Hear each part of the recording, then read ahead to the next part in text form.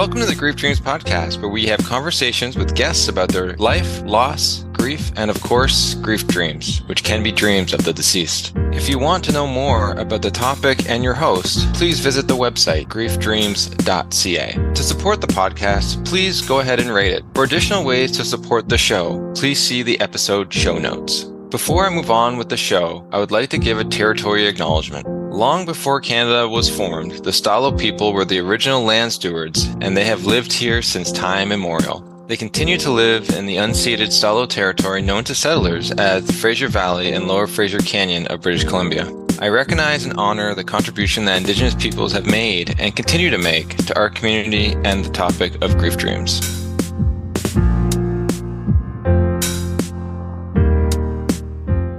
Welcome to the Grief Dreams podcast. Thank you for tuning in again. Today on our show, we have Vera Decena, who is the founder of ColourFull Nutrition and a grief-informed nutrition counselor and health and wellness coach. With over a decade in food, nutrition, and health sciences, she's created ColourFull Nutrition after her own spousal loss, where she noticed a gap in grief care, which had plenty of emotional support, but little guidance for the physical body in mourning. Today, Vera supports the bereaved with compassion, whole body care, helping people nourish, regulate, and rebuild gentle routines. She normalizes the body's response to grief and highlights the mind-body connection so people can feel more grounded in themselves. Above all, she approaches this work with humility, continually humbled by the resilience people bring as they learn to live alongside loss. So Vera, thank you so much for joining me today on this podcast. We've been friends for just over a year now, and it's really amazing to hear your story, hear some of your dreams, but also to see what you're passionate about. And it's amazing how life after loss can take us in a lot of different places. And I've learned a lot about you, about the importance of nutrition that I never really honestly thought about in my journey. And I think a lot of people don't. So I'm really happy that you're here today and we could talk more about your journey. Yay! Thank you so much. I'm so excited to be here. As I was saying before we started this recording, I feel like it's been a long time coming. We talked about this for quite some time, but I'm so happy to also learn from you. I think your guidance has also helped shape me understand grief in a whole or as a whole. So I'm just really excited to just be here and talk like friends, like how friends would about things that we are so passionate about. So yay, so happy to be here. And so I know your story started, did your journey with nutrition start before the loss or is it after the loss? Yeah. Before, I was actually quite curious about metabolism. So I was interested in how, even though I would eat a certain amount of foods, that I would not gain as much weight, or I would be interested in how food would shape like bodybuilding, more sports, nutrition, how certain foods would energize you, but some foods would also feel very heavy. So I was really curious at how that actually played. Like you would eat something, ingest something, and then all of a sudden it turns into energy, and then you would function day to day. So I was actually really curious about the science behind how we are able to nourish ourselves just to do our day to day and function and do the things that we love, like play, like sports and all that. So. And cooking, I guess, too, would be a big part of all that. And yeah, you know what? So I think that created a bit of food anxiety in me. I have to admit that because I was so interested in how food shapes how we feel, how we live our day to day, but I wasn't actually always in the kitchen. So I never had I have to say, even my parents didn't really cook as much. My mom was a great cook, but she didn't cook as often. She wasn't as experimental in the kitchen. So when I got into the kitchen after school, I would get food anxiety because I just didn't know, like, I should know how to nourish myself. I should be adding more of these, these fiber options or more lean meats. But I would just feel so overwhelmed by the amount of food knowledge because it's not just also nutrition, it's food science, and it's also these food techniques. So I feel for people also when it comes to getting into the kitchen. It's just an overwhelming amount of things going on. Besides that, also, like, you're playing with fire here. You're playing with so many different elements too, and timing is so important. So there's just a lot that goes with nourishing yourself.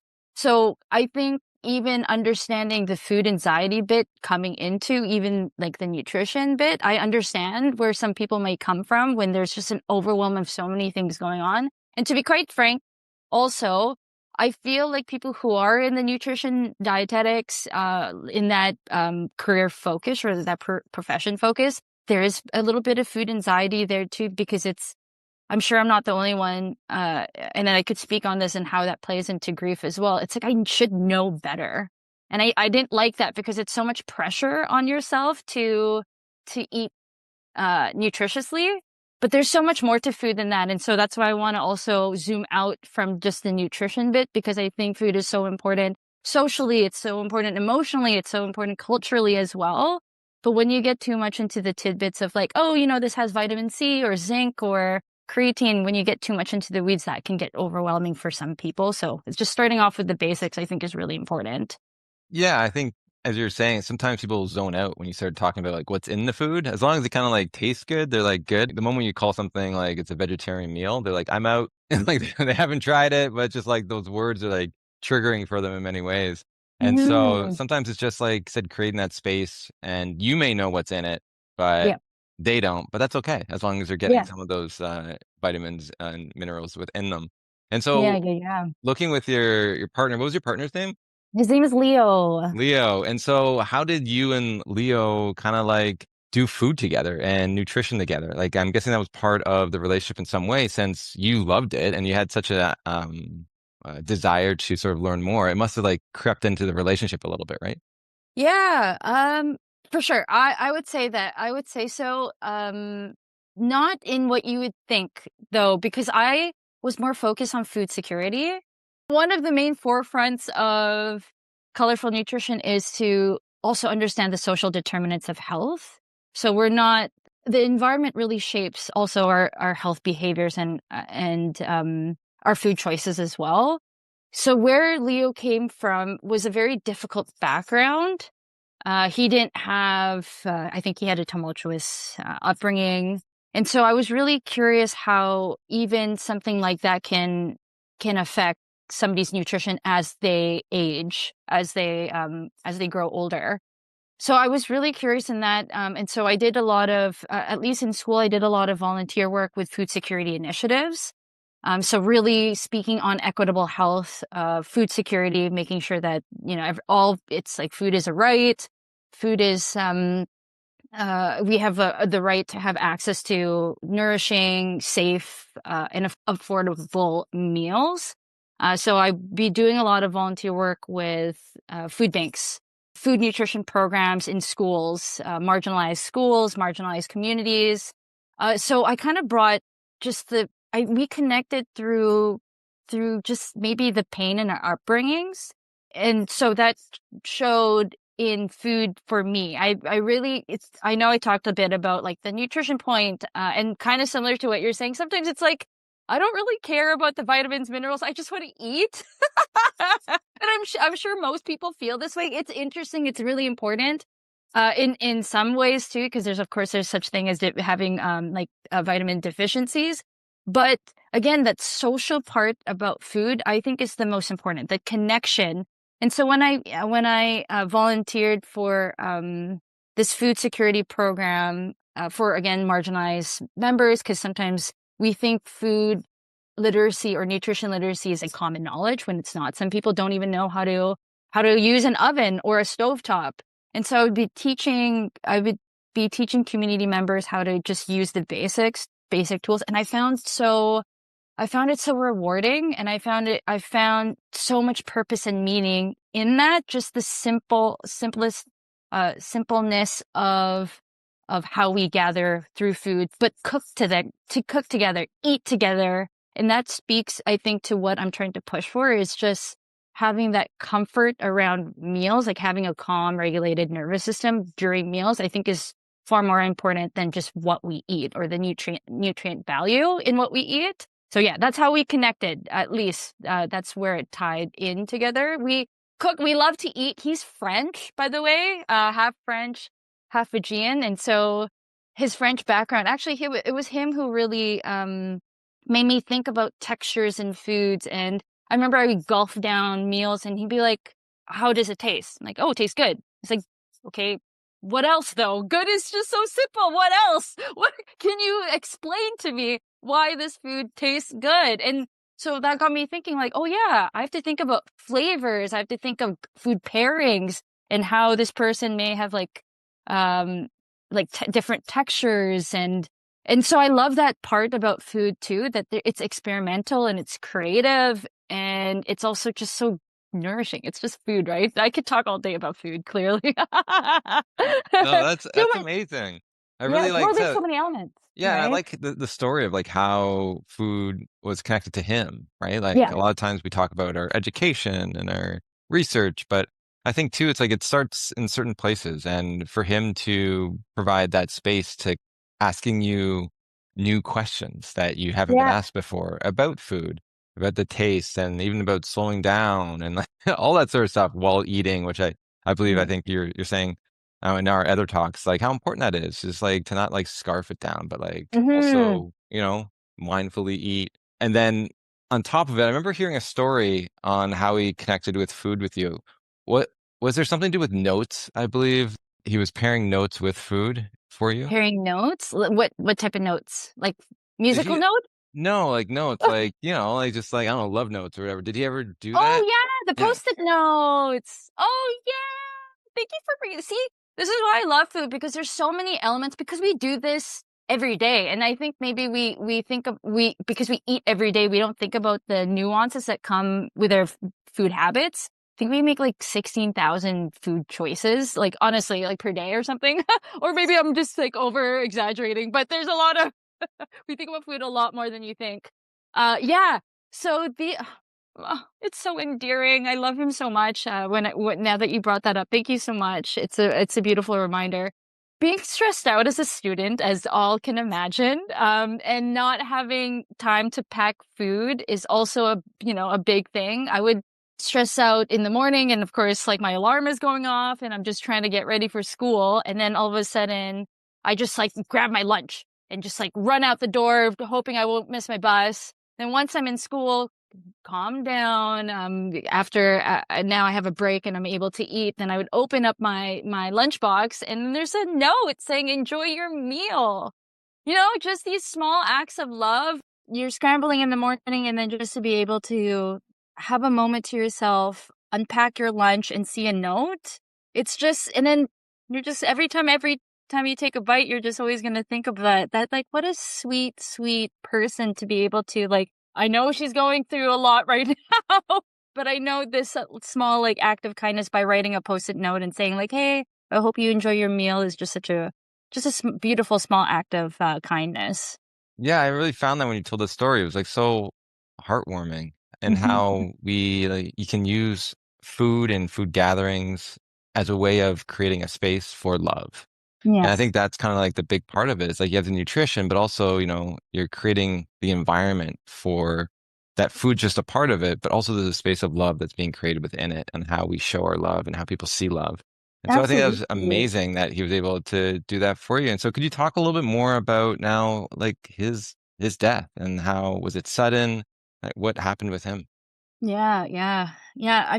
I also, before I start that, because now having a flood of memories. I also really love how we would cook a lot together, even though it wasn't frequent. It wasn't the main thing because I was just always so busy with school and he was always so busy with work. Just admiring and being nostalgic of the times of when we did cook as a unit, and then there are also times where I wouldn't be able to cook, but he would. But then offer a packed lunch for me, like it was like how you brought up the packed lunch with the post-it note. Is just, again, just so food just can act in so many different types of ways. I think we need to acknowledge that. I think we need to remember that, and to really sit and appreciate how we're able to have this meal that nourishes ourselves, but in act in so many different ways as well. Yeah. So now about Leo. So we were together for almost 10 years, and he honestly was see me through it all, because we first started dating when I was in my 20s, and you know how you're in your 20s. I don't I feel like it's so far ago, long ago. You think you know the world. And I think that's probably how we connected, is because I was this rebellious little kid who knew so much, but he was the one who really brought me back down to earth. He was more of an old soul than I was, and so I really loved how we connected through that. But as I was mentioning, because he was grown up in such a tumultuous home, there was a lot of trauma with his family. And so that trickled into how he was raised. And he was the oldest one out of his family. So there was a lot of pressure for him to just take care of his younger siblings. And then also, just take care of the family as a whole. So he was the one who was kept together. As I've mentioned, he was the one who also kept me together. So, I feel for him now looking back. And I think the way that he coped with the amount of pressure that was put onto him was through substances. And so I didn't know that he was using. I would call him an in the closet user. So he hid it very well. I knew he was trying to get off alcohol. So it's very sad. I think this is definitely something I need to explore, actually, about like substance loss, like support groups, and understanding how to support somebody who has an addiction. Because knowing what I know now, I wish I had the tools to be able to help him instead of, pointing the finger that he needs to do better, which, when somebody's in a lot of pain, it's even more painful to hear that I need to do better. I just think that would have been worse sort of suggestion, or it wasn't really an act of love. It was just, again, pointing fingers, and me just maybe trying to have control over, like, hey, this relationship needs to move in a certain direction, but you're kind of holding us back with your addiction. So that was like not supportive in any way. And unfortunately, this was during the time where I was about to graduate from school. We were about to get a place together. It was almost as if we were together again for a decade. It was almost as if we were ending this cycle. Now we were thinking about opening a new chapter together, getting married, moving to a home together, and just having that family vision. Which, unfortunately, when I remember when he signed a mortgage for a house and he got accepted, a week after signing the papers, he passed away unexpectedly. So it was just one of those moments where I was so ready for this new chapter to begin, but lo and behold, it wasn't the chapter I was expecting. I'm laughing at it now, but it's just one of those things where you don't ever account for. And I think that speaks to how in control we are in life, but I tried to make the most of it, of course. So that's how he passed away.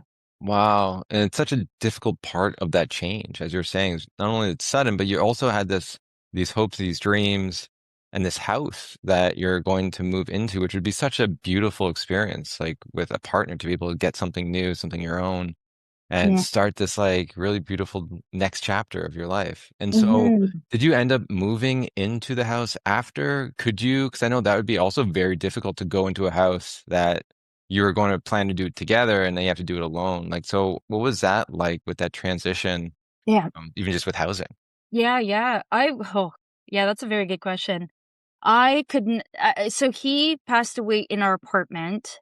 So as you can imagine, I could not stay in that apartment for very long. So I had to break release, and that was already very difficult. But with the house, thankfully, his friends helped and his family helped out with that. But no, I remember stepping into the house and just bawling my eyes out. And it was a bit further for me. It was actually Maple Ridge. We would have been neighbors, Joshua. But it was a lot further, so feasibly, like, it just wouldn't work out, and I was just a semester away from graduating, and I could not, um, do the commute back and forth, and then having to work because, of course, now he was the main, breadwinner between the both of us since I was in school, so I had to think about everything. I don't know if I've mentioned, I was in survival mode for 2.5 years, trying to figure out how to live my day to day and not allowing myself to grieve at all until finally things kind of shaped up and things started to stabilize. And then I was able to really think about, like, well, what happened in these last 2.5 years? So that was a interesting transition too, just to like figure out how to move through life as a young adult, and then with this heavy weight of spousal loss as well. But no, I did not move into that place. Yeah. Wow. And as you said, like the 2.5 years to just begin to process, as you said, survival. And so looking back on those times, like I know we've talked about it a little bit, but what were some of the things that you kind of took away? I know nutrition was one of them. Could you talk about that a little bit more on how you saw that play in with your grief? Because I know that's why like you're so passionate about what you're Yeah. doing, because most people, you would say, ignore it. Yeah. Oh, goodness gracious. Lots, Joshua. Where do we begin? Do we have more time? There is so much, so much about that because, again, it's so interesting, first of all, how the body responds. If anything, I am so happy that my body responded the way it was. Before I was trying to suppress it, I was like, this is not comfortable at all. But that is what needed to happen for me to process losing somebody that I was so attached to, so in love with, and so like he was just part of my day to day, and him being gone unexpectedly. Of course, my body had to majorly transition into understanding what that's going to be like, my new reality. And so I think I touched on this earlier about I should know better with nutrition. So that's kind of how I felt about my body and my health, because I was in school for food, nutrition, and health, but nothing in my schooling would have prepared me for this amount of change in my body. I didn't understand the amount of anxiety. I didn't understand depression. I didn't understand hypervigilance. And I never had panic attacks before. And I was so uncomfortable in this body, in this new reality. It wasn't even just understanding that this is my life. It was like my body is responding in a way that I don't like. And I don't know how to live my day to day. And I think that was the worst part about it, is that I was trying to I was trying to go through life as if nothing major happened. You know, like you have these obligations and expectations, but then you have also thinking about funerals, thinking about estate planning, thinking about, and then your regular responsibilities, and then your grief. So it was a lot of weight to be put on just a small human being onto a human being. And I didn't have the right outlets either to be able to express myself either, because I can't relate to my friends. They're not young widows. And I didn't know where to find grief support either. So it was very difficult for me to really understand what I was going through, and then not even have the resources to help guide me through, and then to normalize the experience. I think I remember one time where I knew that I have to do something about this. I have to really rest, and I really have to process. I think I mentioned I was in survival mode for so long, trying to continue on with this new life, but trying to live back as if who I was before, which is not the case, because you're also grieving this version of Vera that's no longer in existence anymore. So I had to relearn how to be in this new life. I remember sitting up in on my bed, and I was like having such a huge anxiety attack, and my heart was palpitating irregularly. I knew I was stressing out, and I'm like, if I continue on, I know I will die. I know I will die young, and that's not what Leo wants. I know well enough that something's wrong, that to get to this point where I just am feeling like this grief is now really starting to take over. I knew I needed to change. And that's when I really started to look into, is this really what's supposed to happen? Is anxiety, depression, hypervigilance, this up and down, this feelings of not wanting to get out of bed, is that normal?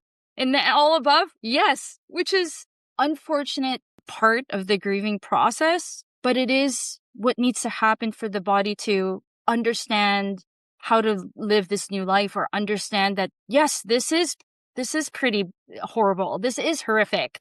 This is not something that you accounted for. So now having to process the past, and what did I do wrong, and what is life now? Like all of these really big, major questions about existence and life, and what life is now going to be like without this person that I had 30 years I envisioned a plan for us in 30 years. So, of course, having this mental process has such a huge weight on the physical body.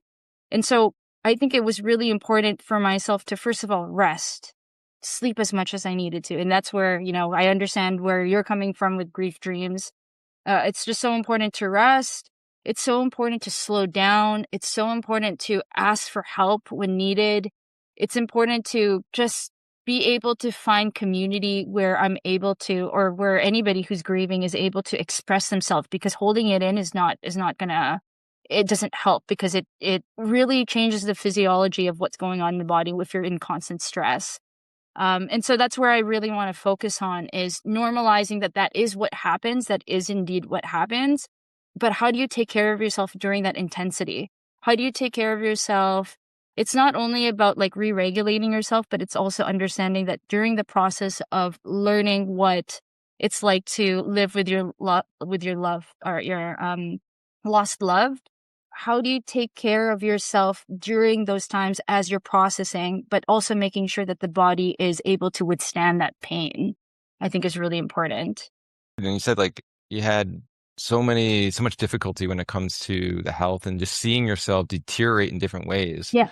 right? And then, so how do you get that shift? I know, remember, I think you lost weight, right, during this time? Yeah. Yep. Yeah. Shock is something so unbelievable. And again, I think this speaks to not having control. It's okay. Like, you can't have control over what happens in life, but you can't even control what's happening in your body, which I think is so humbling. I could not even believe the amount of emotional stress that was put onto me for my body to lose appetite, for my body to lose taste. The shock was so extreme that I could not eat. Like, I could not even put down food. It wouldn't stay down. And I think I hear that across the board. I think, and it's really interesting too, because I'm also paying attention to language when people are saying like, oh, I have a gut feeling about this, or I feel it in my gut. That's exactly what happens when you're in shock, or there's a major stress response. Like, food doesn't hold down the way that you would if you were in a regulated state. And so that speaks to the importance of understanding like your nervous system, what happens when it's activated versus when it's calm. Because when it's activated, the body does not need nutrition or nutrients. It just needs to survive. It needs to make sure that all that energy is being diverted into major vital organs like your heart, your lungs, your eyes, your muscles, not your digestive system. So nothing could have been held down. And that's what happened. Taste, there was no, I'm not entirely too sure why taste was blanded, or how food tasted so bland enough that I lost 10 pounds within a week. And that's a really good indication or a sign that something's wrong, because normal weight gain or weight loss is about 1 to 2 pounds. That's the recommended 1 to 2 pounds weight gain or loss within a week. But 10 pounds in 1 week is very noticeable. I relate this to like a plant wilting. I had no energy force after that, because it's almost that thought of what's the point of living, because I lost half my life. I don't know how to live anymore. And so your life force is deteriorating, like, or how you mentioned it, like a plant wilting. And that's kind of how I felt. Wow, it's so interesting just about, you're right, the body kind of shuts down in a way where it picks different things to survive, and eating isn't one of them. Some people, it may go the opposite and they overeat when they're stressed, right? Like, which is very fascinating how like certain people will deal and cope different ways. And for you to lose like the taste of it, it's also just like how heightened it was. It didn't want really anything to go down. Yeah. It's like that's like I would say a mechanism for us to eat more, is because it's pleasurable in some way. So if those Right. aren't firing, like there's no, what's the point, right? To Yeah. eat some of the stuff. So that's so interesting. So how did you get to where you are today? Because I see you're healthy, you're happy, you're I'm helping people eating. talk about it. And so like what was it, if you looking through your journey, like what was the some of the keys to allow you to be where you are today? Because that was a really rough spot if Oh, you're yeah. wilting. So how are you thriving? How did I get to me being uppity? I don't know. That's a really good question, because I sometimes look back and I think it's a dream what I went through. And also another interesting point that came up, because sometimes I also am downplaying what I went through. Like, oh yeah, that wasn't a big deal. Like that was, that's just life. Sometimes I'm also catching myself saying that, to almost as if, I don't know. I'm actually curious. I would love to explore this at some point. But I downplay it. But it was a traumatic loss. It was an unexpected loss. How did I get through it?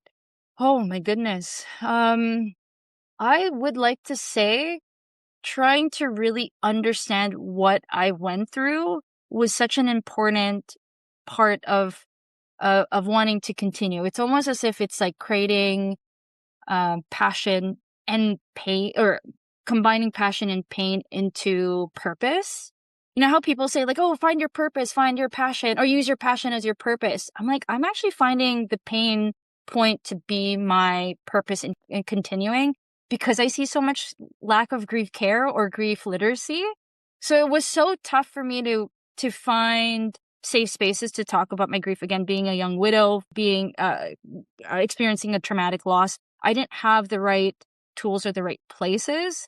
And so that made me question, why isn't there more grief support? Why wasn't I, at least with school, why wasn't I directed into the right funnels of support? So it got me thinking why there's just a lack thereof of grief literacy, when everybody's going to inevitably go through this at some point. And I just saw such a huge gap with understanding, again, how to care for the body during such a major life transition. Yes, there's a lot of emotional support, psychological, cultural, even spiritual, but there really isn't much talk about the physical. And again, like just the physical, but also understanding how even eating patterns are changing. And that's why I feel kind of sad that even when I went through school, learning more about food, nutrition, and health, there was no talk about stress management. There was no talk about how to take care of a body during a stress response, which it might not be grief, but we all will go through a stress response at some point. So we can connect and we can relate through that.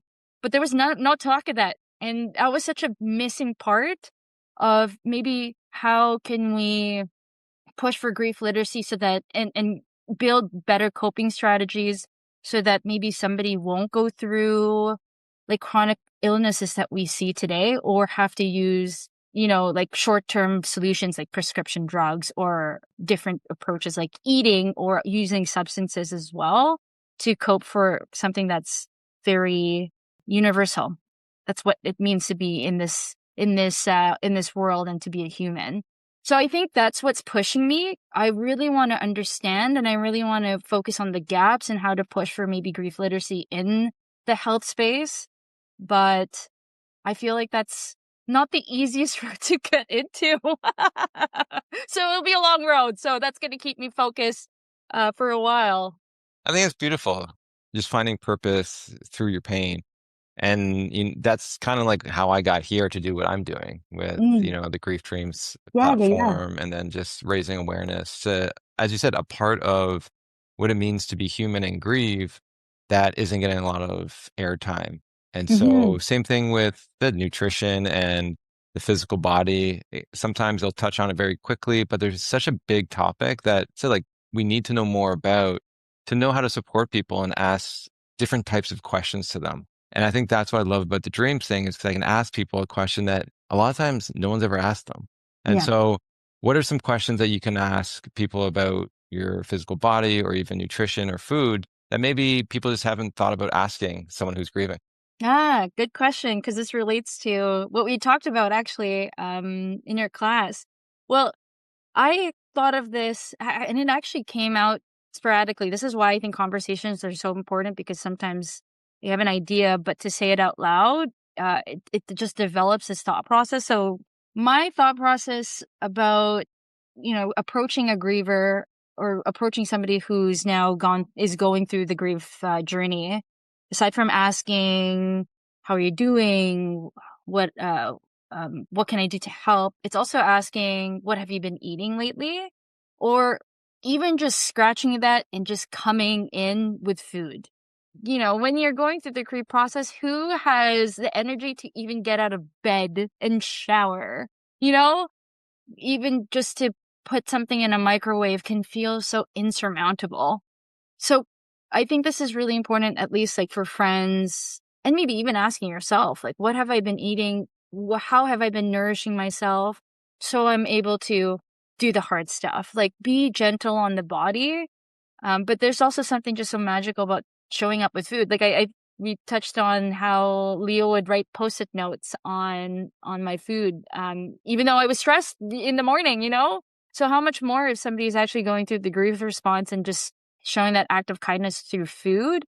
Because I just think those moments are so critical in understanding what is going through the body, and then nourishing yourself appropriately will just make all the difference in the healing journey. And it's just another act of love. And you don't have to talk about the grief. You just have to be there and present with the person who's grieving. And that just could go miles and miles on their healing journey as well. I love that. And I love, as you said, like bring it back to the idea of always, even putting notes or putting a message or a card with whatever food that's coming. So because people may not be able to eat, but they'll remember the love, and that can help Mhm. them along the way. I remember you Yeah. mentioned a story too about your friends taking you out of the house for some kind of meal, but you never talked about loss, but it was just about they used that as a way of getting you amongst your friends to Yeah. show love. So beautiful. Yeah, if you Yeah, want to share that story. I could talk about that for sure. I didn't even realize how pinnacle that moment was. So that, sometimes you think you don't know if you're helping a friend out, but you don't realize how impactful that could be in the healing journey. So just doing the act of love by providing food, it's just can go miles and miles.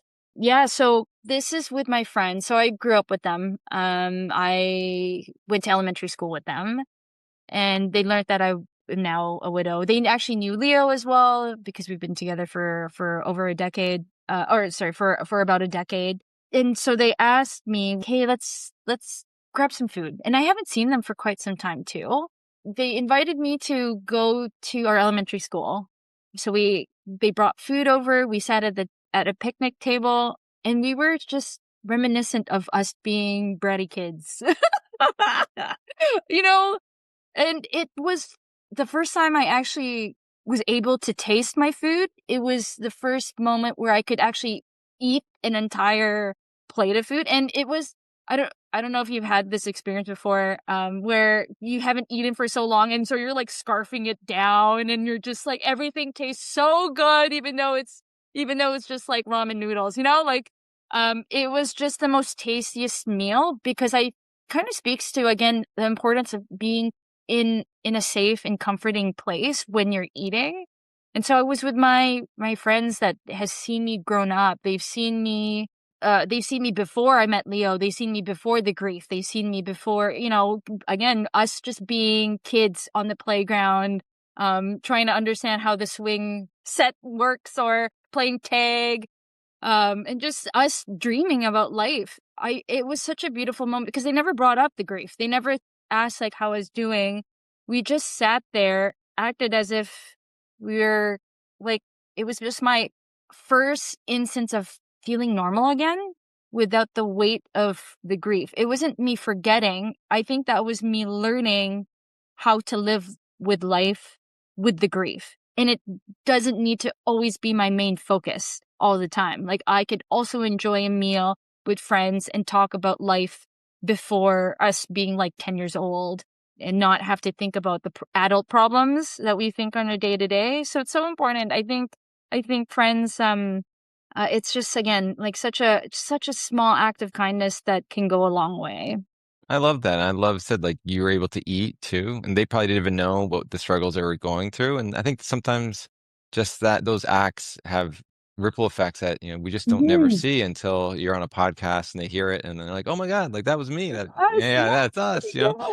And so that's amazing. And I'm really happy with all said, like the information you're sharing on using your own stories and your passions to really Mm. increase understanding and awareness of different areas most people just don't like look at, or they have never been taught. And so they're just naive to how to like look at those certain situations when someone is grieving. And so Yeah. this goes to the dreams, like I said, like with me and Right. my kind of passion. And so since we're on the Grief Dreams podcast, I thought, you know Right. what? What about asking you about your dreams? So I know you've had some. I'm not going to say Yeah. it. So Please could you, do tell. yeah. So could you tell the world about these dreams that you've had and like their impact on your journey?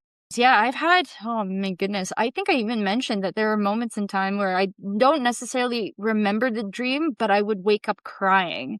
It's such an interesting, and I think you're onto something here, Joshua. I love this.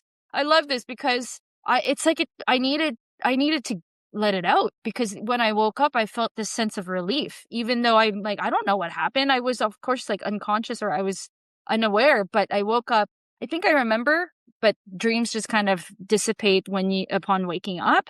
Definitely had lots of dreams where I would be crying and then waking up and then I'm still crying. So there's clearly like a physical reaction to this emotional plane even though we're not conscious. I think the most interesting was during the earlier days of Leo passing, and I don't know, it was like almost a out of body experience. I felt like he was present, but I was watching myself sleep. Like I wasn't in my body. I was watching this interaction and it was just so interesting. And there was something so profound because the air was different. I'm going to tie this into this weird feeling when Leo passed. I knew something was wrong because the air was stale. And that same feeling I felt during that dream, the air felt stale. So it was like I felt like this was such an important moment because I think he was present with me. And how I felt that I felt weight on my body, and then I felt Leo had this little sly giggle. And I'm like, that's definitely him because it was only him, you know?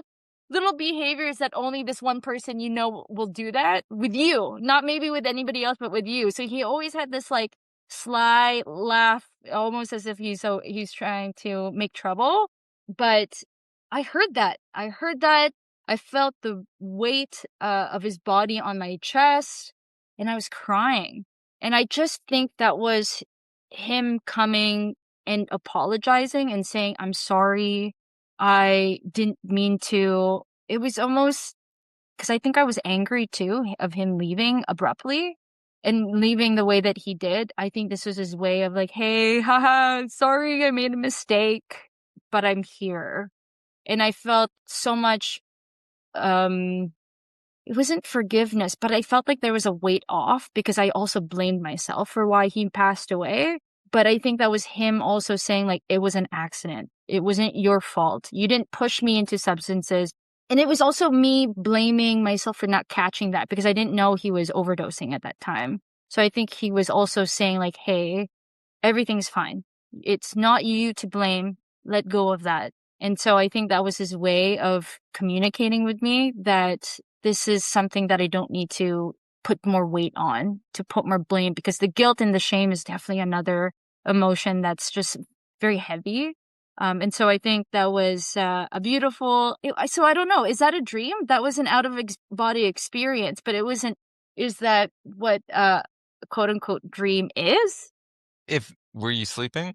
Yeah, I think so. Yeah, I was then it would be a crying. dream. Yeah, it'd be a Okay, dream. okay. It's just a different Mhm. type of Perfect. dream. That, Yeah. as you said, it was different than other types of dreams you've had, and many people will report that these dreams do feel and act differently than the typical dreams. So it definitely puts a spotlight on them in our memories and our Yeah. moments. And so I'm really happy that that moment seemed to have said like helped you in many ways as you're trying to integrate this loss and deal with all those said feelings of anger, regret, guilt, shame, all this sort of stuff in one moment, in one laugh could like do something like that. You know, it's just it's very Yeah. interesting for me. Oh, But how thank you. beautiful that is that it can help us, right? And how we can then walk and be here today. And we don't know the ripple effects that these moments have and Mhm. how we process our grief. I'd love to Yeah. learn more about that. But at the end of the day, I'm really happy that when people have these and can really, you see that how it helps them on their Right. journey. Can I ask a question?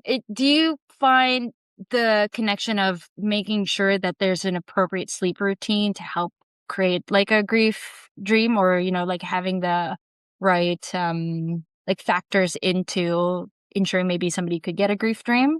Yeah, well, we tried to look at, why are people having dreams and other people aren't? And one of the major factors is just their dream recall. So the Okay. more often they remember their dreams, the more often they have a chance of remember one of these types of dreams. But no, we haven't, like, I've never looked at how routine plays a role in that. I think there's Mm, a lot more work to do, definitely in the field. I think the routine is more important for sleep, less than the dreams per se. yes. When and how and why we remember certain dreams at a certain time is still very much a mystery because we're Hmm. probably dreaming of the deceased much more than we're actually remembering it. And so that is its own thing. Where, like, until we can understand what we're dreaming about and see that in some way, then we're just really looking at, oh, at this moment in this time, this dream was remembered. And so maybe it has some significance to us in our world. And so that's why I like asking the question, because it's not just about what dream you had, but it's also about the timing of it from Yeah. where it was and, like, in your journey. So yeah, I think there's a lot more to know on the topic. But yeah, and Yeah. that's what Awkward. makes life, like, really interesting. And you have to be Mhm. curious. And so, is there anything else you'd like to say about sort of dreams or the topics themselves before I pivot to the last question? Uh, Nothing's showing up. But I'm really curious about the dreams and the role it has in processing loss or just any sort of stress. The reason behind that, I find it so fascinating because I think it has helped with the processing. There is, of course, a purpose to it. Otherwise, we wouldn't do it. So clearly, there's some sort of evolutionary purpose to why we have dreams. And again, why it's necessary. At least I believe, that's of course something that I like to focus on aside from nourishment, is also just making sure that the person has enough rest. But I think it also, coincides with maybe that's also a means of processing because we're able to rest, and maybe our brain is now feeling safe enough to want, to process this, activity with maybe our deceased, or maybe this is a means for them to come and communicate. Who knows? Sky's the limit, but that's just beautiful too. It's Yeah, beautiful to dream. it is, and I've never, it's interesting looking back at, like, the thousands of dreams I've seen. It'd be interesting to see how often food is incorporated into these dreams that people are having, Mm. or sometimes maybe what the deceased maybe would be saying about food, or like stuff like that. I know I've seen a bunch where they're at a dinner table or at something, and so it's very interesting when you start looking at the ways we process it and the way food is incorporated within it. And I wouldn't doubt that people have had a dream about the deceased talking about nutrition at some point, right? Oh, About eating, or, need to take care of yourself a little bit more. oh wow. So yeah, it'd be really interesting as we've talked about it a little bit more now to sort of now, like, keep my eye on those types of dreams. And so if you hear anything on your end, Yeah, because of course. please let me know. And so we're Right. gonna pivot to the last question. And so Great. that is, if you could have a dream tonight of Leo, what would that Mm. dream look like? Oh, I would cry. Anything with Leo, I would cry. But just have to say it's coming, the 5-year death anniversary is coming up, on May 7th. So I am kind of I'm hopeful I would have a dream with him. Just hopefully he could say, like, "You're doing a great job. I love you. Still here for you." There's just, for me personally, there's not a moment where I haven't thought about him. So it'd be nice if it was the reverse too. Like, like, have you been thinking about me up there or wherever you are? Be nice if you could visit. But it's one of those. It's again a reminder, just again how much love there has been, even though he's still not here. There's still love there, and just kind of goes to show how just life is just, love is just timeless. But yeah, it would just be that, uh, just him even visiting, him even laughing, I think would just make me cry in an instant. And just saying how proud he is of me, because that's kind of the role that he played for me when we were together. So just reliving that, and um would just be so heartful for me. I think it'd be lovely. Oh, that's beautiful. Yeah. And then would there be a location that you would think would be beautiful to have that moment in? Ah, yeah, it definitely would revolve around food. That's actually very interesting. I think I think you're onto something here with this food thing. With this dream and food thing, we should collaborate. um, well, it's like all moments are always around food at some point, right? So I think that's a monumental moment for connection. But it would definitely be around the campfire. Definitely, but it would. I we would have campfire pizza. So maybe that, and somewhere in nature. I think that was just the a time where we could disconnect from the world and just really enjoy nature and and each other. So I think camping, campfire, pizzas, and just in nature would be so cool. Oh, I love that. Well, hopefully that you get that dream Yeah, on the death anniversary would be, I think, yeah. a really beautiful moment. Manifest. I'll manifest that. Come on. I'll make sure that my sleep routine is on point. No caffeine, no screens before bed, and then I'll do a 2 hour run to exhaust me. You know what? I had a guest on that said writing down the dream that she wanted and thinking about it before bed helped her have Ooh. a dream like that. So maybe that is something you could also do in your sleep routine in the next Yeah, couple of days to sort of try to see if you can sort of remember that type of dream. sure, I'll do that. I'll manifest in many ways then. Well, thank you so much for coming on the podcast. I love just chit chatting with you and just raising awareness and allowing people to hear your story. I think it's a very impactful story that has the power to change people and give people hope as they Mm, move through a lot of difficult times. And also mm, those who are caring for people who are grieving to also, ask different questions along the way. And so mhm. where can people find you and your work? Okay, a few things. I am on Instagram mainly. You could follow at colorful_nutrition, but I have to say colorful is spelled with a U and two L's. So color and then full_nutrition. You could also find me on my website, Colorful Nutrition, again with a U and two L's for colorful. And I am starting a YouTube channel called Life in Full Color. So life in full and then color is CLR. um yeah, so I think that's where I'll just share my story some more, and then again hopefully try to normalize the grief response but also have practical tools to help somebody navigate their own grief journey, and in a way that's very compassionate and gentle as well. So that's where you can find me. That's great. So we'll put those in the show notes. And Great. once again, just thank you so much for being here today. Thank you so much, Joshua. Until next time, my friend.